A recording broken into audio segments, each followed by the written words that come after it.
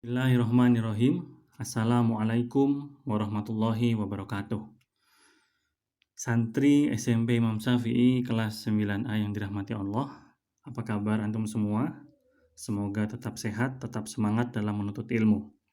Baik, di pagi yang cerah ini kita akan melanjutkan mata pelajaran IPA bab 1 tentang sistem reproduksi pada manusia.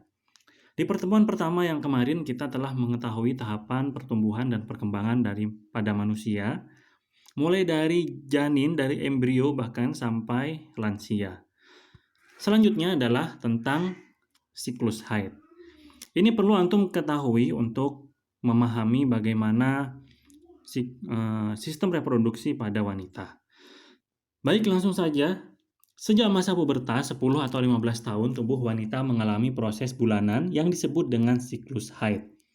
Perubahan tingkat hormon mempertebal jaringan endometrium atau rahim dan memperbanyak darah yang akan jadi zat makanan bagi telur yang dibuahi. Ini adalah contoh-contoh perubahan dinding rahim pada saat sel telur masak dan menstruasi. Ini penting ya, walaupun antum laki-laki.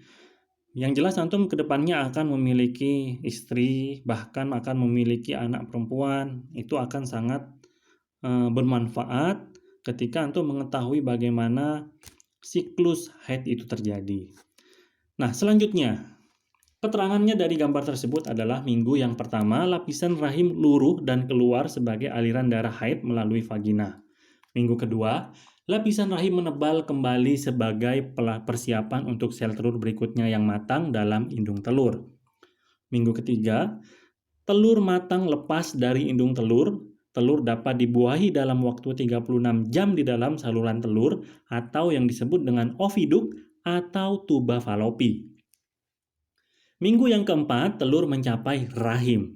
Jika telur tersebut telah dibuahi, akan tertanam atau implantasi di dinding rahim.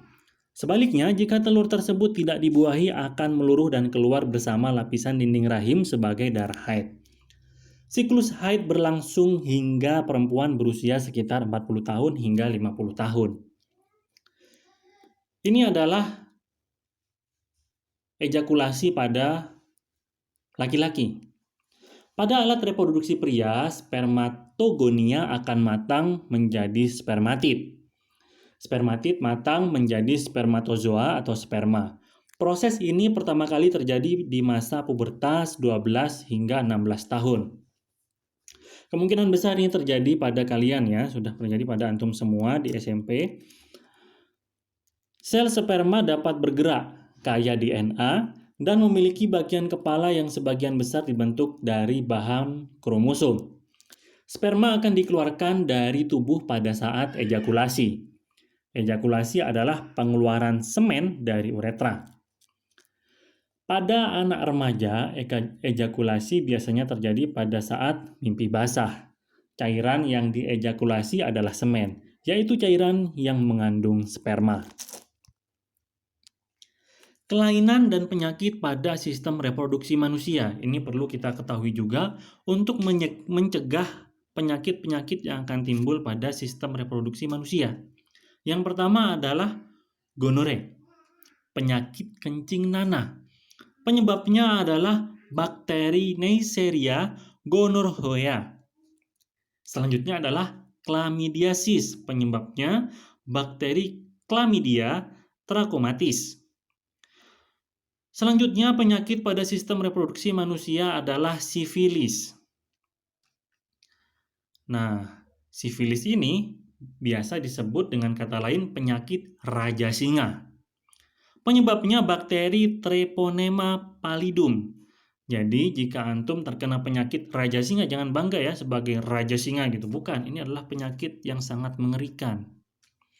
Selanjutnya adalah herpes genitalis, penyebabnya virus herpes simplex. Dan selanjutnya adalah keputihan, penyebabnya jamur Candida albicans. Kesehatan organ reproduksi. Berikut adalah cara-cara menjaga kesehatan organ reproduksi.